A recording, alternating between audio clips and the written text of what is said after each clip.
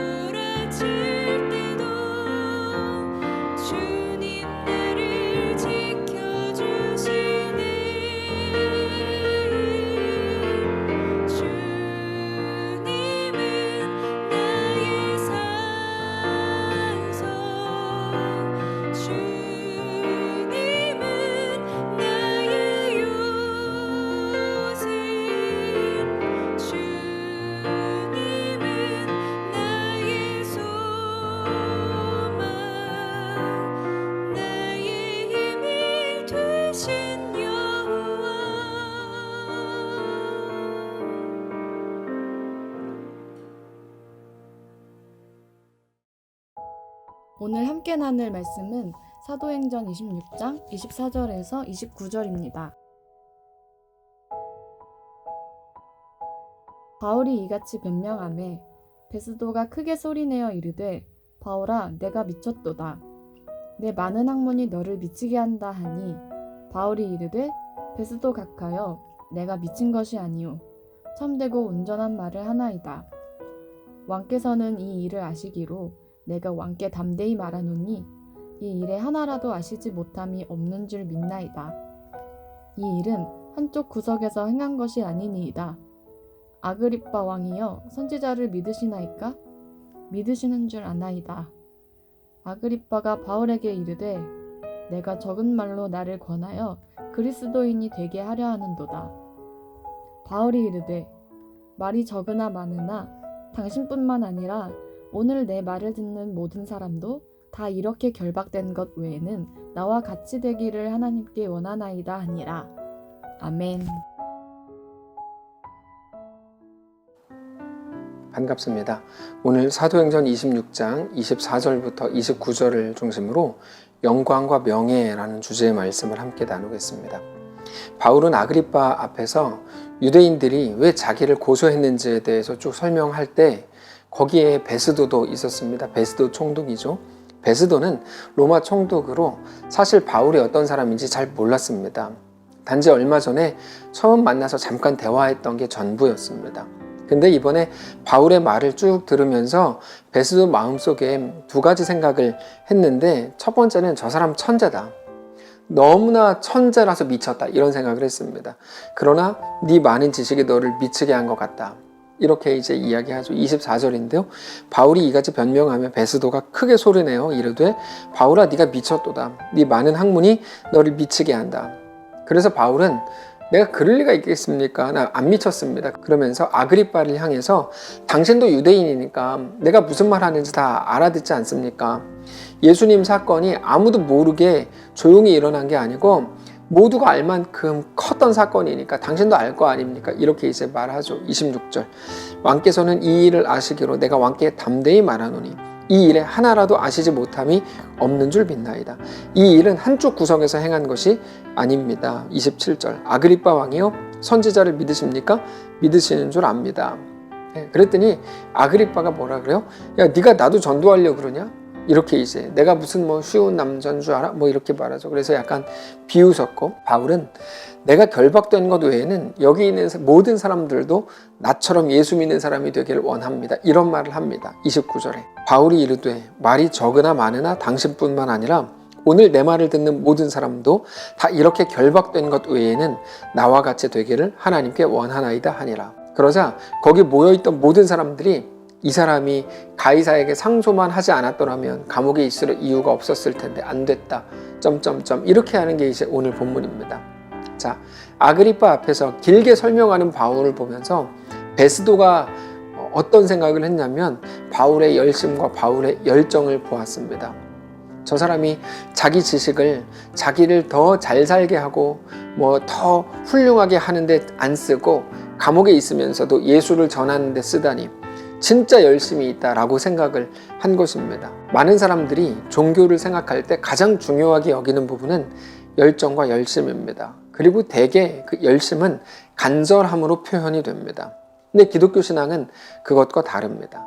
기독교 신앙에서 가장 중요한 것은 얼마나 열심히 있게 믿고 간절하게 기도했는가가 아닙니다. 기독교 신앙에서 가장 중요한 것은 늘 말씀드리는 것처럼 하나님의 말씀, 진리가 가장 중요합니다. 그럼 진리가 뭘까요? 단순합니다. 진리는 변하지 않는 겁니다. 근데 변하지 않는 분은 유일하게 우리 하나님 한 분뿐이십니다. 그래서 우리의 믿음이 언젠가는 변하게 될 상황의 변화에 우리 믿음을 둔다면 이런 일이 이루어질 거라고 나는 믿어. 너무 부족한 믿음입니다. 이런 일이 일어날 거야. 여러분, 우리는 믿음을 그렇게 말할 수 없습니다. 어떤 상황에서도 나의 하나님이 아들을 보내신 완전한 분이라고 하는 하나님을 믿는 믿음이 가장 중요합니다. 그러면 하나님은 어떤 분이십니까? 성경에 기록된 하나님은 창조주 하나님이시고 우리를 구원하시기 위해서 아들 예수님을 죽음에 내어주신 하나님입니다. 그리고 우리는 우리의 모든 상황과 감정 앞에서 언제나 그분이 나의 하나님이신 것을 믿는 것이 가장 중요합니다.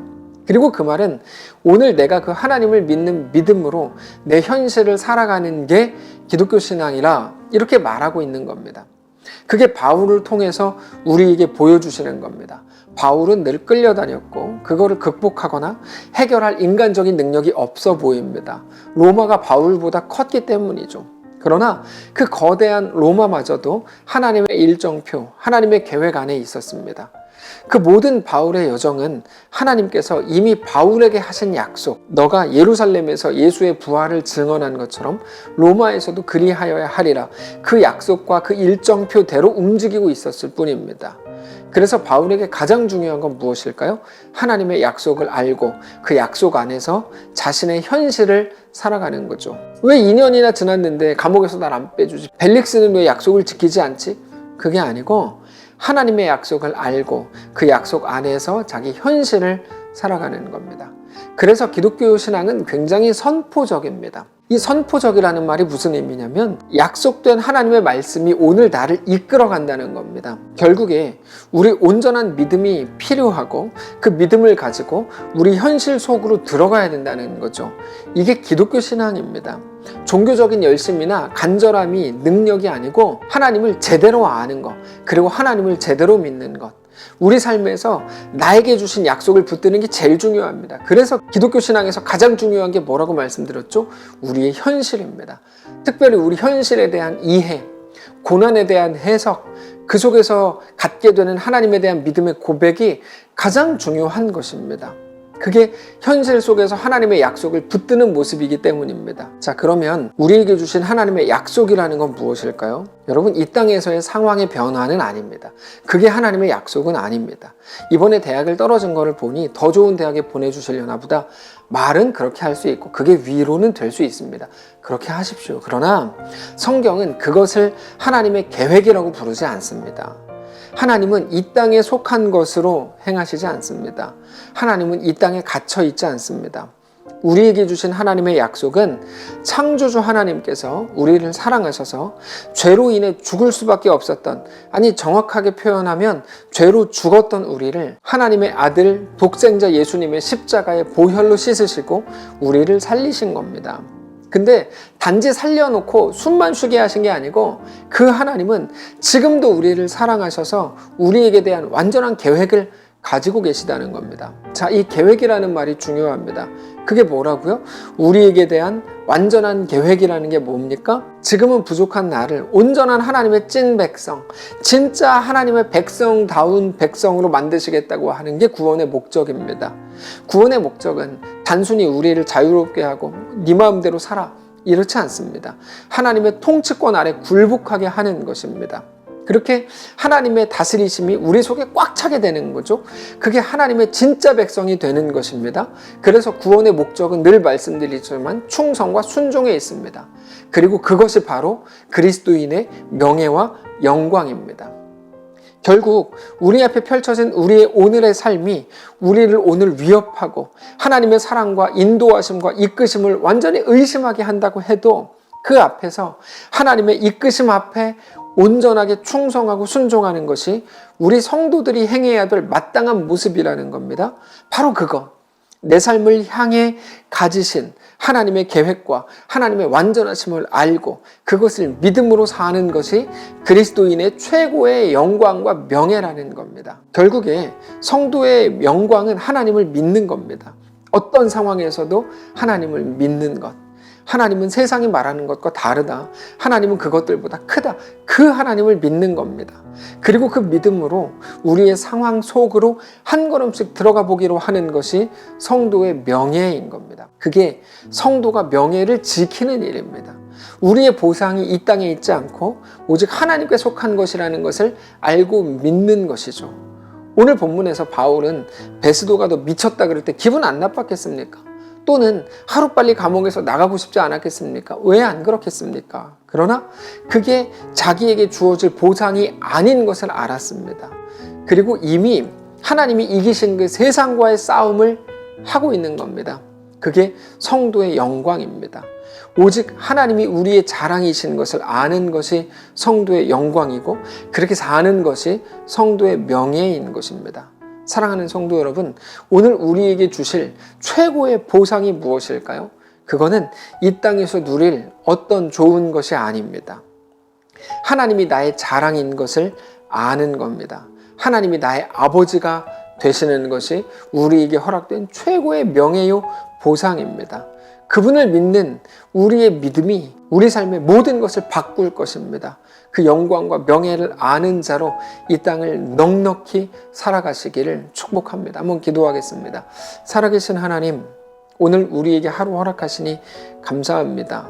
이 땅에 속한 것을 하나라도 더 얻고 그것으로 안정을 누려서 이 땅에서 더 이상 고민할 것 없는 인생 살기를 꿈꾸던 모든 죄를 용서하시고 이제 모든 것을 끊고 하나님 앞에 온전히 나아가 내 사는 삶은 하나님을 위한 것이요 하나님의 내 삶의 주인이요 전부입니다. 고백하면서 이 지독한 현실, 지극한 현실 속에서도 믿음으로 하나님 살아내라고 말씀하신 그 삶을 살아내기로 작정하고 결정하는 모든 성도를 다 될 수 있도록 인도하여 주옵소서. 여전히 연약하고 부족하고 우리는 힘에 부칩니다. 그때마다 그러나 하나님 함께 하셔서 하나님의 놀라운 은혜로 채우시고 주님과 믿음으로 동행하는 귀한 성도를 다 될 수 있도록 인도하여 주옵소서. 여전히 힘겨운 자들 많습니다. 붙드시고 도우시고 함께 하시고 하나님의 놀라운 은혜가 그들 가운데 충만하도록 인도하여 주시옵소서. 함께 하실 살아계신 예수님의 이름으로 기도합니다. 아멘. 사랑하는 성도 여러분, 하나님께서 오늘 하루를 또 우리에게 허락하셨습니다. 이번 한 주를 또 허락하셨습니다. 오늘을 살아가는 동안에 믿음으로 승리하시기를 바라고 주님만 바라보며 어떤 현실 속에서도 성도의 영광과 명예를 회복하는 모든 성도를 되시기를 진심으로 축복합니다.